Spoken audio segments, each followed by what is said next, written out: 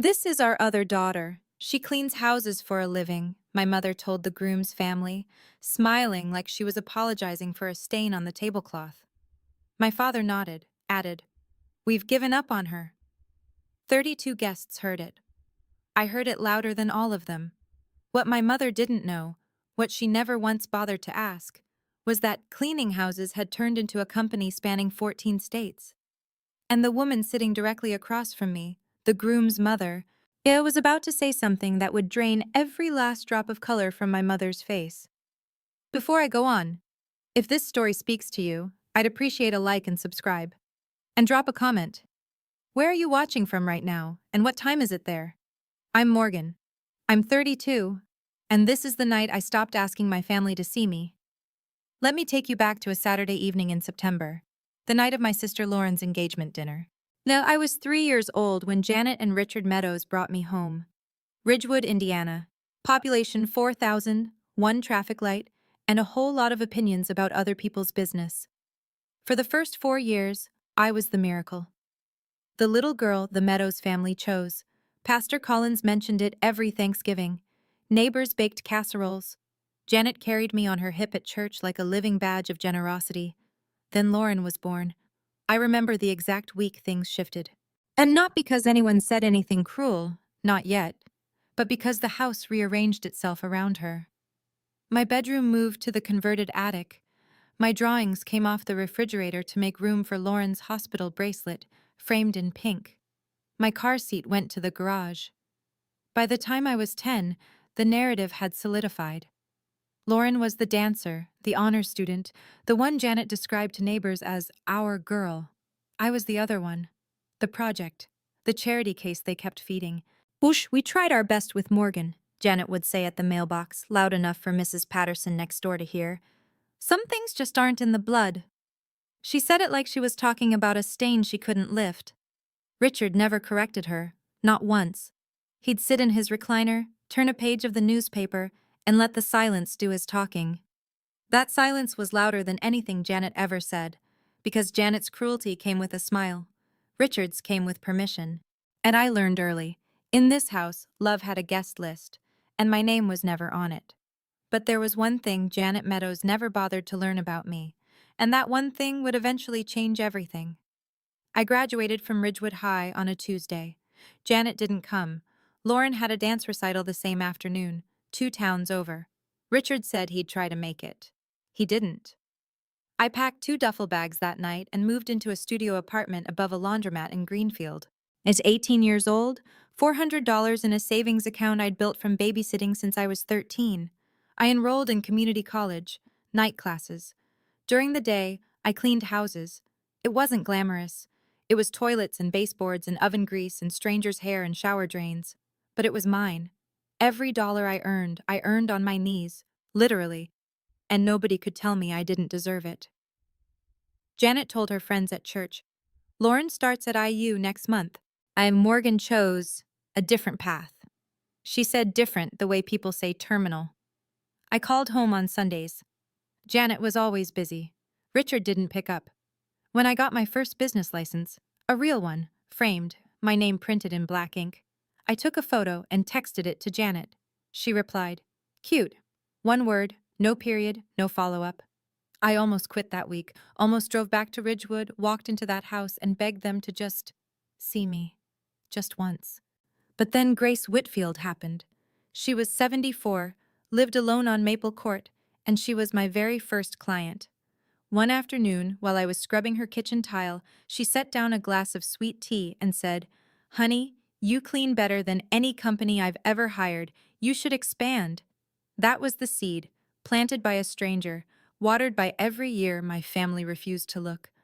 14 years later, I got the invitation. Cream-colored cardstock, gold foil lettering. Lauren Meadows and Kevin Holloway. Engagement dinner. Millbrook Grill. Saturday, September 14th, 6 o'clock. I was still reading it when my phone buzzed. Janet. "Morgan, we need to talk about Saturday." I could already hear it, the stage directions. "The Holloways are very well respected," she said. "Kevin's mother runs some kind of company. Big money people. I don't want you to, draw attention." "Draw attention how?" Just don't bring up your work, okay? The cleaning thing. It's not the kind of impression we need. I held the phone away from my face for 3 seconds, breathed. You don't want me to mention my job. I want you to blend in. That's all I ask. Blend in. That was always the instruction. Not be yourself. Not we're proud of you. Just disappear politely. I almost said no. Almost deleted the invitation and spent Saturday night reviewing quarterly reports at my kitchen table. That would have been easier, safer. But then Lauren called. Said separately, quietly, the way she always did when Janet wasn't in the room. Hey sis, I really want you there. Please come. She sounded like the 4-year-old who used to crawl into my attic bed during thunderstorms, before Janet taught her that needing me was weakness. I'll be there, I said. Saturday evening, I stood outside Millbrook Grill at 6:47 p.m. I straightened my blouse, checked my reflection in the window, took one breath. I had no idea that Diane Holloway would be inside, and I had no idea what she would recognize. And I had no idea that within 2 hours, every person in my family would wish I had never walked through that door. Millbrook Grill was the nicest restaurant in Ridgewood, which meant white tablecloths, candles in mason jars, and a wine list that went up to $40. For this town, that was black tie. The private dining room held about 30 people. Long rectangular table in the center, a smaller round table tucked near the window for overflow. I have fresh flowers, soft jazz through a ceiling speaker. I walked in on time, hair pinned up, navy dress, modest neckline. I looked professional. I looked like someone who belonged. Janet didn't greet me. She was mid-conversation with a woman I didn't recognize, hand on the woman's arm, laughing too loudly. When she saw me, her expression didn't change. It just paused. Oh, you made it. There's a spot over there. She tilted her chin toward the round table. The main table's full. I glanced at the long table, counted the chairs. There was one empty, right next to Lauren. A cream-colored handbag sat on the seat, Janet's handbag. She followed my eyes, didn't move it. I walked to the round table and sat next to a second cousin whose name I couldn't remember. He was already on his second beer and barely looked up. From here I could see the whole room but felt invisible in it, which I realized was exactly Janet's design. Then Kevin spotted me. Bet he broke away from his conversation, walked over, extended his hand. You must be Morgan. Lauren talks about you. I'm glad you're here. Before I could answer, Janet appeared at his elbow. Kevin, sweetheart, come meet Aunt Ruth. She just flew in from Florida. She steered him away without looking at me, like redirecting traffic from a dead end. The main course hadn't arrived yet when Diane Holloway asked the question. She was seated near the head of the table, silver hair, and sharp posture, the kind of presence that made waitstaff stand straighter. She'd been watching the room all evening, watching Janet perform. And the young woman by the window? Diane asked, turning to Janet. Is she also your daughter? Janet hesitated. 1 second, but I caught it. Oh, that's Morgan. She's adopted. She lowered her voice just enough to make it sound confidential. Yeah, she cleans houses for a living. She said it the way you'd explain a blemish on an otherwise clean report. Richard was buttering a roll. Without looking up, he added, We've given up on her. Given up? He said it like returning a library book, calmly, completely.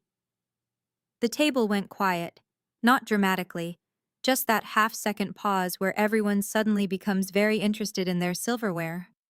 A woman near the end coughed softly. Kevin's younger brother looked at his plate. But I sat 12 feet away, and I heard every syllable. My hands were under the table. I pressed my nails into my palms. Then I looked at Diane Holloway. She wasn't looking away like the others. She wasn't embarrassed. She was looking directly at me, steady, focused, the way you look at someone when you're trying to place a face. Her eyes narrowed slightly, not in suspicion, in recognition. Something shifted behind her expression, a flicker, a connection forming. I didn't understand it yet, so I didn't know what she'd seen or where she'd seen it. All I knew was that the way she was looking at me was different from every other person at that table. It wasn't pity, it was something else entirely. I could leave. I could stand up, put my napkin on the chair, walk out, and never come back. I'd done it before, in smaller ways. Stopped calling on Sundays. Stopped texting photos of milestones. Stopped expecting the reply that never came. But leaving tonight wouldn't be a statement. It would just be expected. Janet would shake her head, say she's always been sensitive, and the evening would continue without a ripple. So I sat there, and I thought about 29 years, the business license. Cute. My first franchise location, a 3-bedroom office in Columbus with my name on the lease. I'd called home to share the news. Janet said she was busy prepping for Lauren's birthday brunch, the Inc. magazine interview. I never even sent it. Not because I was afraid she'd dismiss it. I was afraid she'd find a way to make it about herself. Well, I raised her, she'd tell the church. She'd frame it on the mantel next to Lauren's sorority photo. She'd take credit for the thing she spent 2 decades belittling. So I kept it. Kept all of it. My company, my revenue, my name in print. I kept it in a world she never entered because she never asked to. I looked across the room at Lauren. She was laughing at something Kevin said, but her eyes drifted toward me, brief, guilty. She looked away fast. Even Lauren couldn't save me in this house. She never could. But tonight wasn't about being saved. Tonight, for the first time, I wanted to know if I was strong enough to sit in the room where I'd always been erased and not collapse. I picked up my water glass, took a sip, stayed. I wonder, why did I keep going back to that table? Have you ever kept showing up somewhere you knew you'd be treated like you didn't matter? Why do you think we do that? I'd love to hear your thoughts. Share them in the comments. Janet was 3 glasses of Chardonnay in and performing for the Holloways like her life depended on it. She leaned toward Diane, gesturing with her fork. We tried everything with Morgan, piano lessons, ballet, church camp one summer. Nothing stuck. Pam Driscoll, Janet's closest friend, seated 2 chairs down, laughed on cue. Well, at least she knows hard work. Janet tilted her head. Hard work? She scrubs toilets, Pam. More laughter. Quiet, polite, the kind that sounds like permission. I sat at my small table, napkin twisted in my lap, and listened to my mother narrate my failure to a room full of people who didn't know me. Each sentence was a brick. She was building a wall between me and respectability, right there in public, and she was smiling while she did it. Diane Holloway did not laugh. I noticed. She set her wine glass down, carefully, deliberately, and folded her hands. Us residential cleaning? Diane said. Her voice was even, casual, but something underneath it was pointed. Do you know which company she works for? Janet waved a hand. Some outfit, I don't keep track. You don't know the name? It's not exactly worth knowing. Diane held Janet's gaze for 1 beat longer than comfortable. Then she turned toward me. Not all the way, just a quarter turn, enough that I saw her profile shift. She was studying me. The way you study a painting you've seen in a magazine and are now seeing in person for the first time. I didn't know why. Not yet. But the air at the table had changed. Something had snagged in Diane Holloway's memory, and she was pulling at the thread. Janet didn't notice. She never noticed anything that wasn't about Lauren. The appetizers were being cleared when Janet turned the spotlight on me. She twisted in her chair, as that sugary voice she used when she wanted to seem generous in front of company. Morgan, honey, why don't you tell everyone what you're doing these days? I'm sure they'd love to hear. The room shifted. 30 sets of eyes found me. A fork clinked against a plate. The jazz from the speaker suddenly felt very loud. I set down my water glass. I run a residential cleaning company, I said. Flat, simple, no embellishment. Janet smiled at Diane. See? She says run. That's generous. A few chuckles around the table, soft ones, the kind people make when they're not sure if they're supposed to laugh, but don't want to be rude. Richard shook his head slowly, a sigh that carried the weight of practiced disappointment. Don't push her, Diane. She's doing her best. He paused, took a sip of his bourbon. Her best. The repetition landed like a slap. Her best, as though my best was something to mourn. And I pressed my thumbnail into my palm under the table, felt the sting, kept my face still. And then I noticed Diane. She'd placed her napkin beside her plate. Her fingers rested flat on the tablecloth, the way someone does when they're about to stand, or about to speak, or about to change the temperature of the entire room. She was looking at me, not the way the others looked, with secondhand embarrassment or polite avoidance. Like she was looking at me the way someone looks when a name is on the tip of their tongue. Like she was one detail away from placing exactly where she'd seen my face before. It was Lauren who broke first. Barely. Mom. Her voice was small, almost a whisper. Maybe we don't need to. Janet turned to her daughter with the speed of someone who's been challenged in her own home. Her smile didn't waver, but her eyes sharpened. I'm telling the truth, Lauren. What's there to hide? Lauren looked at her plate, pressed her lips together, sat back. 28 years of training. That's how long Janet had spent teaching Lauren that silence was loyalty. And right now, loyalty meant letting our mother dismantle me in front of 30 people without interference. I didn't blame Lauren, not entirely.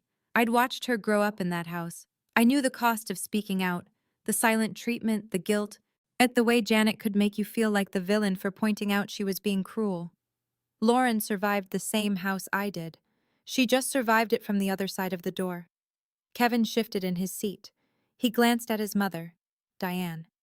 And I saw something pass between them. A look I didn't fully understand. Diane was tapping her index finger against the tablecloth, lightly, rhythmically, a private metronome. Kevin leaned in.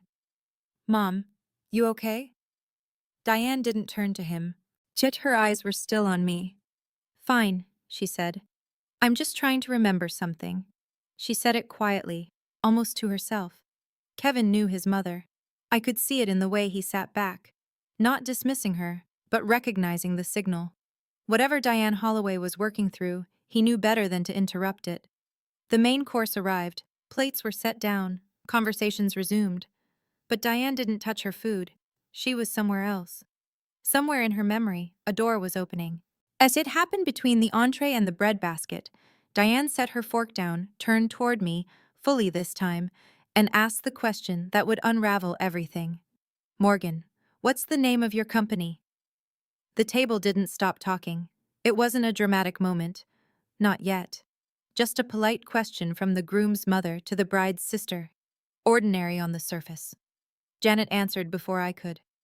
She leaned in, her hand on Diane's arm, voice wrapped in apology. Mrs. Holloway. Really? Don't trouble yourself. She just... Diane raised one hand. Small, unhurried, but absolute. I asked Morgan. 3 words. No edge. No volume. Just clarity so clean it cut through Janet like glass. Janet's mouth stayed open for a half-second. Then she closed it. I looked at Diane. She looked at me. Meadowshine Residential, I said. The name sat in the air between us. Diane's expression changed. Not dramatically. She wasn't a dramatic woman, but her eyes widened by a fraction. Her chin tilted, and she repeated the name, quietly, like tasting a word she already knew. Meadowshine. She said it twice. The second time slower. Kevin looked at his mother. He'd been watching her all evening. The tapping finger, the distracted gaze, the way she'd been circling something without landing on it. Now she was landing. Mom? He said again. What is it? Diane didn't answer him. She reached for her wine glass, took a slow sip, and set it down without drinking. But her eyes hadn't left mine. She knew something. I could feel it. I just didn't know what yet. And neither, for the first time in her life, did Janet. Diane excused herself from the table. If you'll pardon me for just a moment. She folded her napkin, stood, and walked toward the hallway that led to the restrooms. Calm, measured, the way she did everything. Kevin half stood. Mom? 1 minute, sweetheart. I watched her go. From my seat by the window, and I had a clear line of sight through the glass partition to the corridor. Diane stopped halfway down the hall, pulled her phone from her clutch, and began scrolling. She wasn't checking messages. She was searching for something. Back at the main table, Janet had already filled the gap.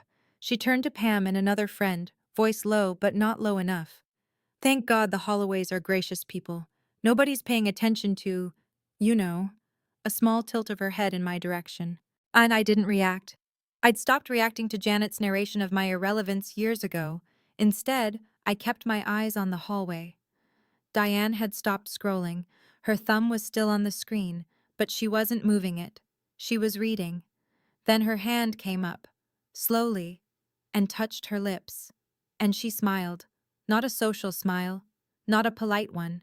It was the smile of someone who just confirmed something they'd been suspecting all evening. As she looked up from the phone and glanced toward the dining room. Through the glass, her eyes found me, and this time, the recognition was complete. Then she looked at Janet, then back at me. She slid the phone into her clutch, straightened her jacket, and walked back to the table.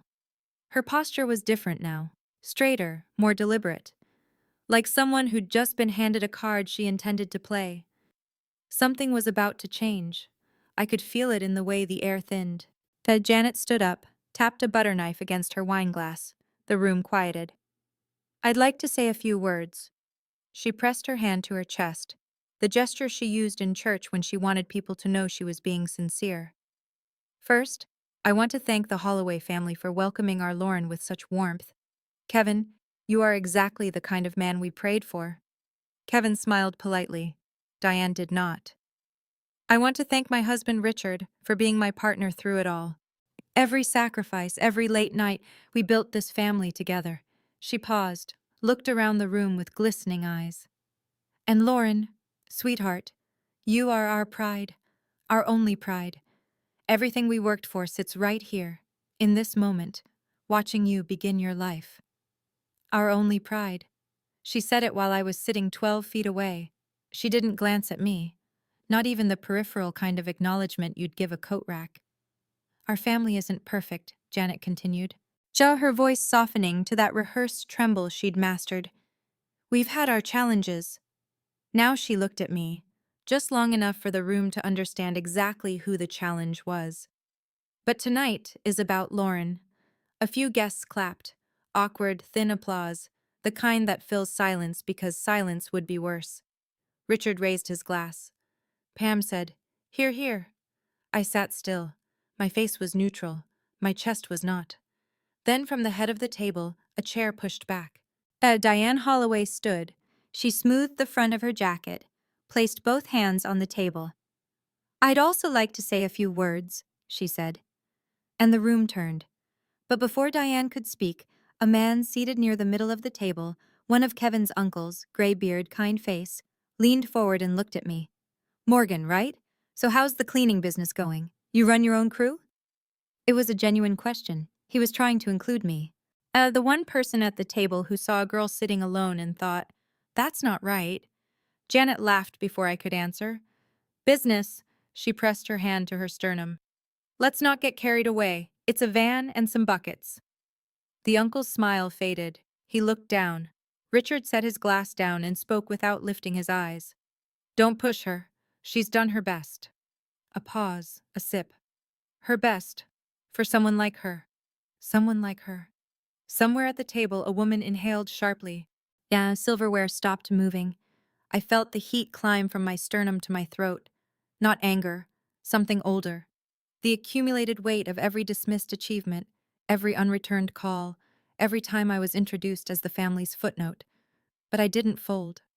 I placed both hands on the table, flat, steady, and I looked at my mother. Have you ever asked me what my company does? Janet blinked. Excuse me? In 14 years, have you once asked? I don't need to ask. Her chin lifted. Oh, I know. You know nothing. 2 words. Quiet. Final. The table went dead silent. Not the polite kind. The kind where no one breathes because they're afraid they'll miss what comes next. Janet's mouth opened. Nothing came out. And at the head of the table, Diane Holloway set her napkin down for the last time. Now, she said, I'd like to say those few words. Diane stood with the kind of stillness that made movement feel unnecessary. She didn't adjust her jacket or clear her throat. That she simply waited until every set of eyes in the room found her, which took about 3 seconds. Janet, she began, I've listened politely all evening. I've watched you introduce your guests, give your speech, and share your version of your family. That is your right. Janet's smile tightened. Thank you, Mrs. Holloway. But I cannot sit quietly while you speak about this young woman the way you have. Diane's voice didn't rise. It lowered, and that was worse. Ma, not when I know what I know. The room tilted. Janet's smile cracked at the edges. Mrs. Holloway, I appreciate your concern, but this is a family matter. You don't— The issue, Diane said, is that Morgan is not a stranger to me. She let that sentence sit. Kevin's uncle leaned back. Lauren's hand found Kevin's under the table. Pam Driscoll put her wine down. Richard stopped chewing. Janet shook her head slowly. You know Morgan? Diane turned to me. Her expression was warm, but controlled. The expression of someone who understood exactly what she was about to do and had decided it was necessary. Wait, she said, half to herself, half to the room. You're the woman who— She stopped. The silence that followed wasn't the polite kind from before. This silence had weight. It pressed against the walls and the windows and the ceiling. It pressed against Janet Meadows' chest. Janet's face went white, not pink, not flushed. So white. The color of someone watching a door open that they thought was locked forever. And Diane Holloway was about to walk right through it. Morgan Meadows, Diane said. Meadowshine Residential. She paused, not for drama, but for precision. She was a woman who said things once and meant them permanently. I read an article about you in Inc. magazine last year, feature piece, 30 under 40, franchise founders edition. The room didn't gasp. It did something worse. It froze. As 30 people suspended between their salad forks and their assumptions. Janet let out a short breath. What? Diane continued, her voice measured and unhurried. Your daughter owns and operates a residential cleaning franchise. 14 states, 87 employees at last count. She tilted her head, as if recalling a specific paragraph. Annual revenue. If the article was accurate, approximately $2.8 million. Someone at the far end of the table whispered, Million? Janet gripped the edge of the tablecloth. That's not— She couldn't— She did. Diane folded her hands in front of her. And I should know, because I'm one of her investors. The sound that followed was not silence, but it was the opposite. The sound of 30 people recalculating everything they thought they knew about the woman sitting at the overflow table next to a second cousin with a beer. Richard set his bourbon down too hard. The glass hit the plate rim and tipped. Amber liquid spread across the white linen in a slow, dark bloom. He didn't move to stop it. He just stared at me like I'd walked in speaking a language he didn't know existed. Lauren's hand went to her mouth. Then Kevin's younger brother let out a low whistle and immediately tried to cover it with a cough. Janet sat down, though she was already seated. Her body just sank, like the scaffolding holding her up had been quietly removed. Diane sat back down. She didn't rush. She addressed the room the way she might address a board meeting, factual, composed, without malice. I manage a portfolio of luxury rental properties across the Midwest, she said. 2 years ago, and I needed a reliable residential cleaning partner for our units. Standardized quality, scalable, professional. I found an article about a company that had grown from a single operator to a multi-state franchise in under a decade. She looked at me. That company was Meadowshine. That founder was Morgan. She paused to let the information settle, then continued. I reached out. We met. I was impressed. Not just with the business, but with the person behind it. I invested. We've been working together since. Then she added almost gently, I had no idea she was your daughter, Janet. In fact, Diane's voice softened by a shade. She never once mentioned her family. That sentence did more damage than the revenue number. I could see it land across the table, the quiet understanding that I hadn't been hiding my success from my family. I simply had no family to share it with. Janet's voice came out cracked. Morgan, why didn't you tell us? I looked at her. At the woman who'd spent 29 years turning away, who replied cute to the first real thing I ever built, who placed her handbag on the empty chair beside Lauren so I couldn't sit there. You never asked. 3 words, the shortest sentence I said all night, and the heaviest. Kevin nodded slowly. Not in agreement with anyone, just processing. Lauren sat motionless, tears sliding down her cheeks. Not jealousy. As something worse, the slow dawning recognition that she'd been standing on a stage her mother had built by tearing me down. It happened like a tide turning. 1 person, then 2, then the whole room. Kevin's uncle, the one who'd asked about my business, turned his chair toward me. 14 states? How'd you manage that? The woman beside him leaned in. How many employees again? 87, I said. Full-time? Most of them. Yes. A man I hadn't been introduced to, someone from Kevin's side, looked over. Residential only, or do you do commercial? Just like that, I was no longer the footnote. I was the story. Janet saw it happening. I watched her face cycle through 3 expressions in 5 seconds: shock, calculation, recovery. She straightened up, pressed her palms flat on the table, and smiled. Well, I always knew Morgan had potential. Didn't I say that, Richard? I always said she had something in her. She reached for Diane's arm. We've always supported her, of course. Every step of the— Janet. Diane's voice was quiet, almost kind, which made it worse. 2 minutes ago, you told this table your daughter's business was a van and some buckets. She let the silence do its work. Everyone in this room heard it. The room didn't move. The jazz from the ceiling speaker played a soft piano bridge that no one listened to. To Pam Driscoll, Janet's closest friend, the woman who'd laughed at every joke tonight, slowly slid her chair 6 inches away from Janet. The wooden legs scraped against the floor. In the silence, it sounded like a door closing. Janet opened her mouth, closed it, opened it again. Nothing came out. Richard stared at a water stain on the tablecloth where his bourbon had spilled. He hadn't wiped it up, he hadn't said a word, and for the first time in 29 years, Janet Meadows had no script. I looked at my mother then, really looked, and I wondered, did she ever actually love me? Or was I just a background character in the story she wrote for Lauren? Why does a mother choose to humiliate her own child in public instead of admitting she was wrong? I still don't have the answer. Maybe you do. Let me know in the comments. I stood up. Not fast, not dramatically. I folded my napkin, placed it beside my plate, and pushed my chair back the way you do when dinner is over and you have somewhere to be. The room went still. I didn't come tonight to prove anything, I said. My voice was steady. I made sure of that. I came because Lauren asked me to, because she's my sister and I love her, and I wanted to be here for her night. I looked at Janet. She was gripping her wineglass so hard her knuckles had gone pale. But I won't sit at any table where my existence is treated as an embarrassment. I let the sentence land, didn't soften it, didn't follow it with an apology. Then I turned to Diane. Thank you, I said, not for telling them about my company, but for asking me, when no one else did.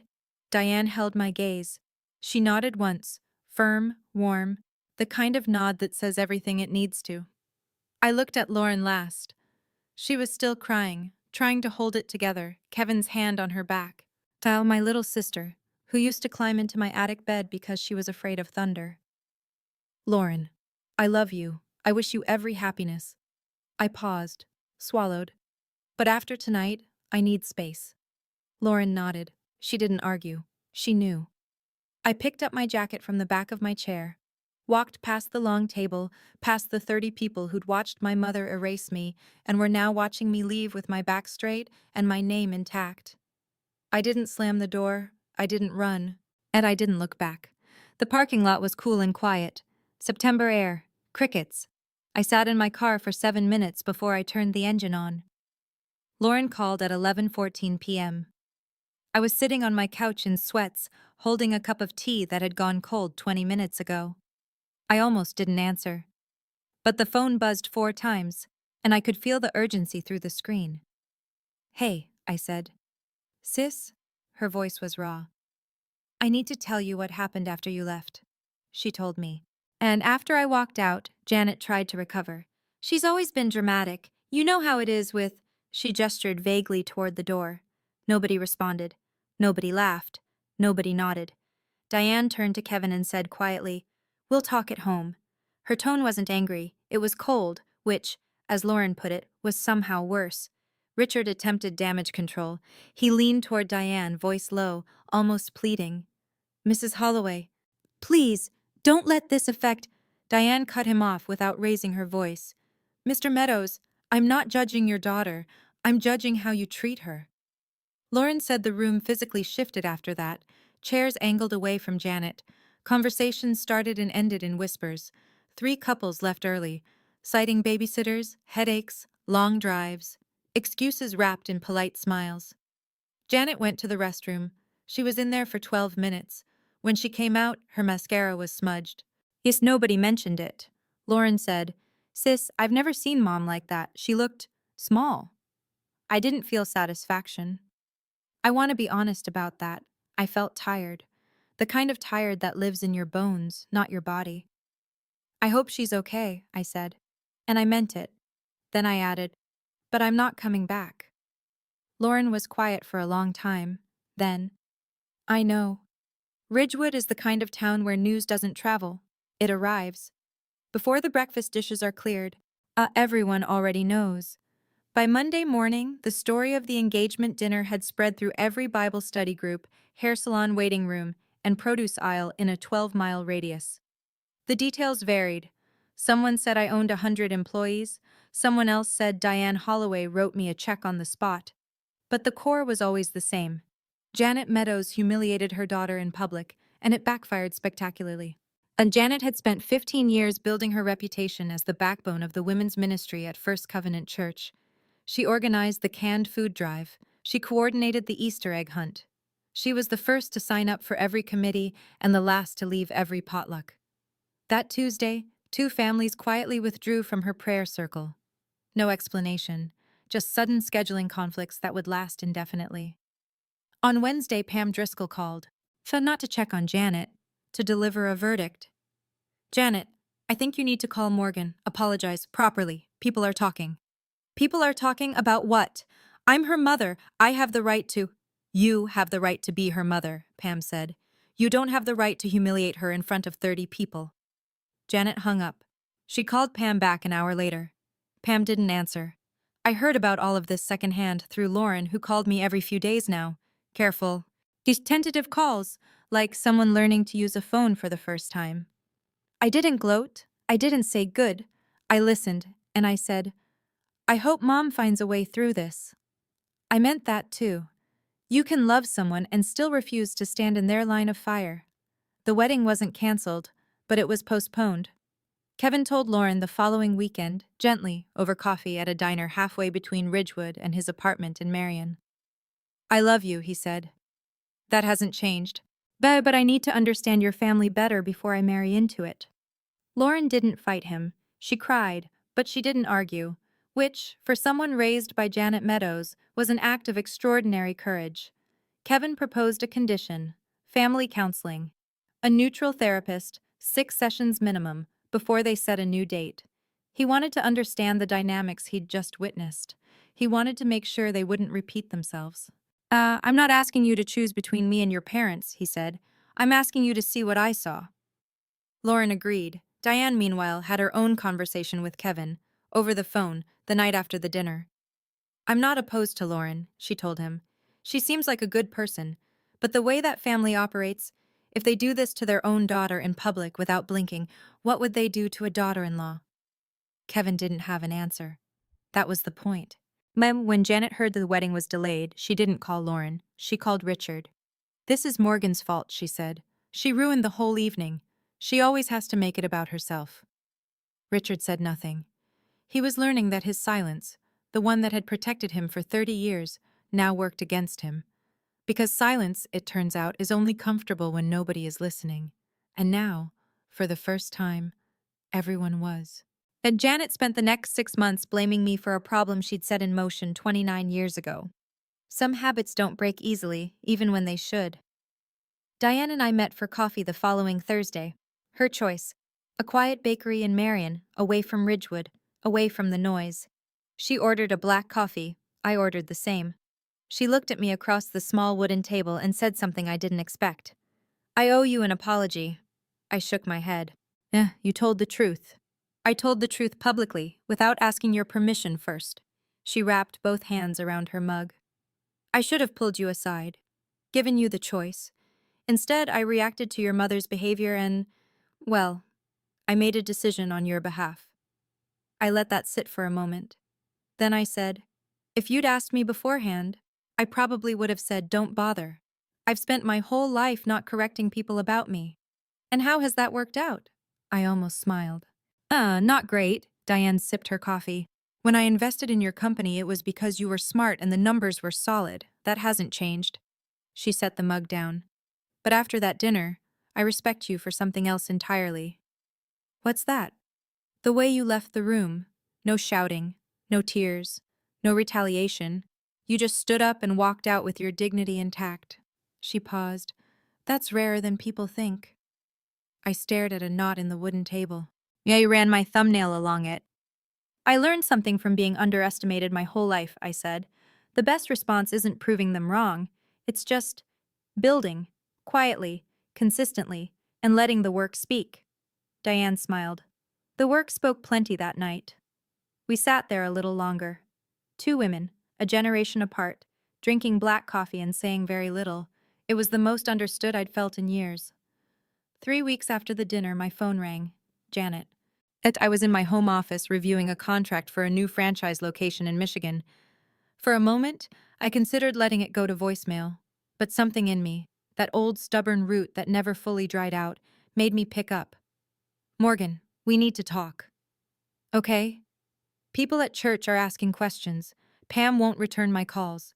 Two families left my prayer group. I need us to fix this.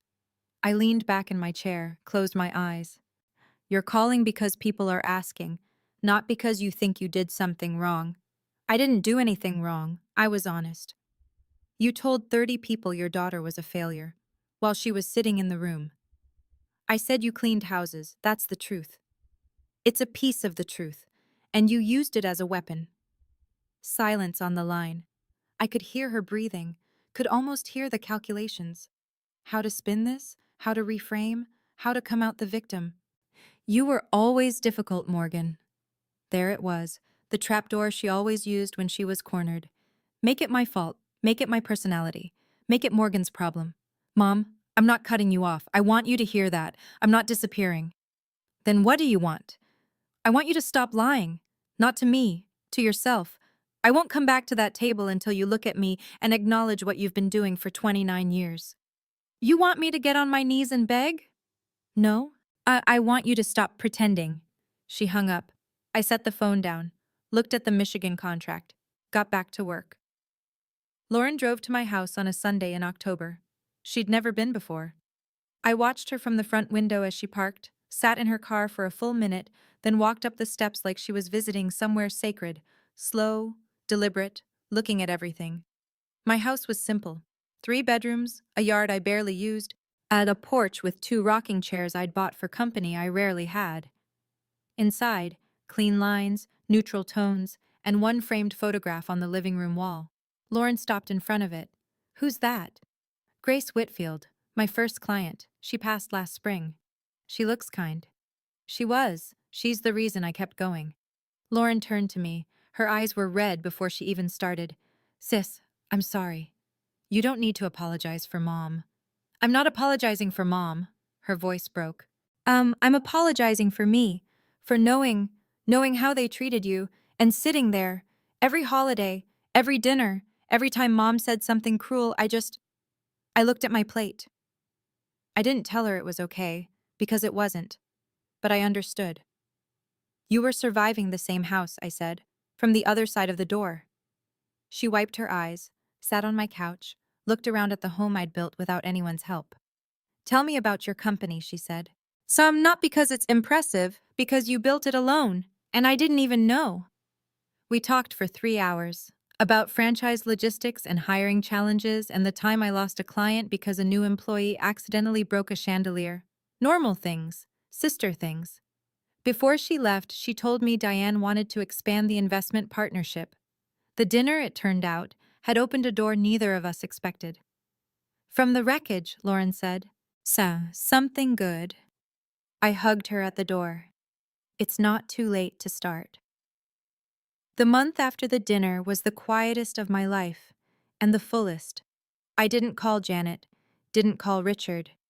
I let the silence sit between us, not as punishment, but as space. The space I should have claimed decades ago. I went to work.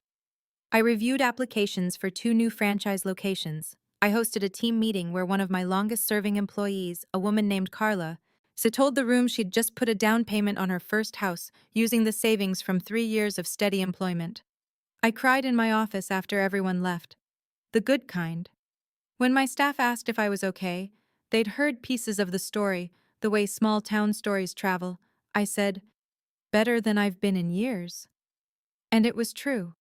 I'm not telling you this story to show off a revenue number or an investor's name. I'm telling it because somewhere out there, when someone is sitting at the end of a table, at a family dinner being introduced as the disappointment, and they're wondering if it's true. It's not. You don't need anyone's permission to succeed. You don't need anyone's acknowledgement to make your success real. And you absolutely do not need to accept being humiliated just to keep your seat at the table. A boundary is not a wall, it's a door, and you get to choose who walks through it. My mother hasn't apologized. My father hasn't called. I don't know if they ever will. But I know this. My name is Morgan Meadows. I started with a bucket, a sponge, and a woman named Grace who saw something in me that my own parents refused to see. And I built something that speaks for itself, even when they wouldn't let me. That's my story. Thank you for staying until the very end. It means more than you know. If you've ever had to set a boundary with your own family, a hard one, the kind that costs you sleep, I want to hear about it. And drop your story in the comments. You're not alone in this. If this video moved you, hit like and share. Not for me. For the person in your life who needs to hear that walking away from a toxic table isn't weakness, it's strength. And if you want to hear another story like this one, there's a link in the description. I think you'll connect with it. I'll see you there.